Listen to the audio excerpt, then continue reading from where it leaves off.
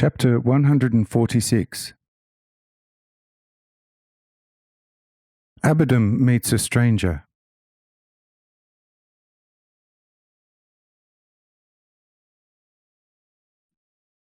Accompanied by many blessings, Abaddon departed from the hallowed place and hurried to his own, fully laden with the most glorious treasures from the heavens.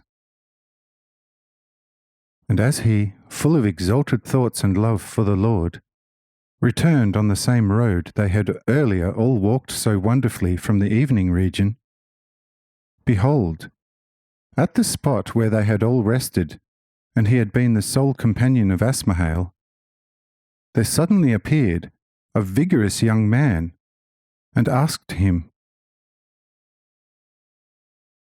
"Where are you going at this late hour?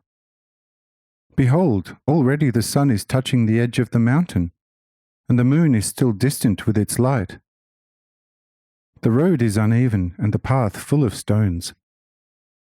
Listen, Abaddon, I have heard that in the presence of all the patriarchs, great things have happened where the children of the midnight dwell. I want to go there to see some of it too, but especially the strengthened patriarchs. Would you not like to turn back and lead me there?" And Abaddon, without a moment's reflection, asked the stranger, "Yes, I shall be pleased to do what you desire. But would you not like to tell me your name, if you have one, so that I can introduce you to the fathers?" But the stranger responded with the same question, saying, "If you tell me your name, I will give you mine, and will tell you still something else. But first, tell me your name."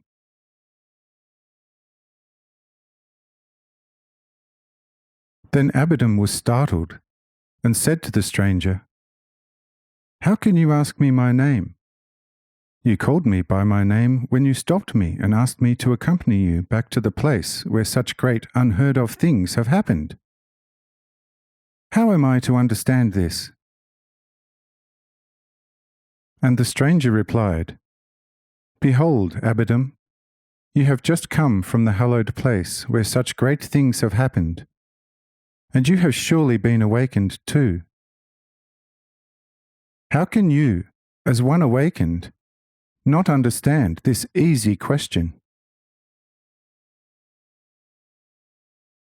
Abaddon was quite bewildered and at a loss for an answer to the stranger. And the stranger asked him once more his name.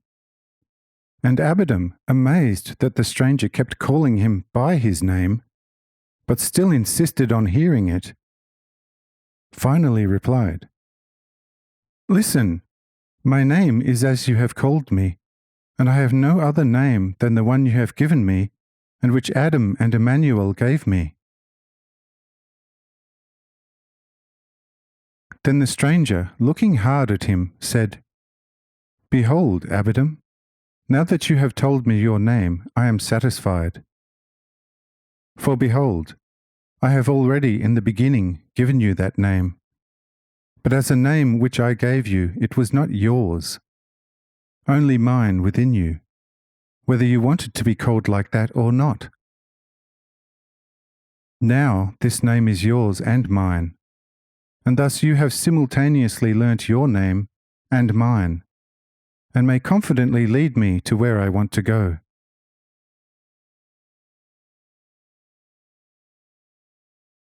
Abaddon was quite astonished that the stranger had also his name, and immediately set out on the way back with him. On the road, Abaddon asked the other Abaddon, "Tell me, if you wish, from which region did you come, and from whom did you learn what happened in the midnight region?" And the stranger replied, "As for your first question, I come directly from the morning. But concerning your second question, I will tell you a short story. Behold, A father in the morning region, one with the most children and the greatest love for them, had for a long time looked on how his children occupied themselves with all kinds of useful, but still more harmful things. And the wise father had placed himself in such a way that none of the children could notice him. But after only a short playtime, the children's behavior began to deteriorate, so that there was hardly anyone left who had kept his heart clean out of love for the unnoticed father. He kept carefully admonishing all the older brothers, and they liked to hear his word, but none of them wanted to heed it fully in his heart. Then the father decided to make himself unrecognizable, and thus approached the children as if he had come as a stranger from the lowlands.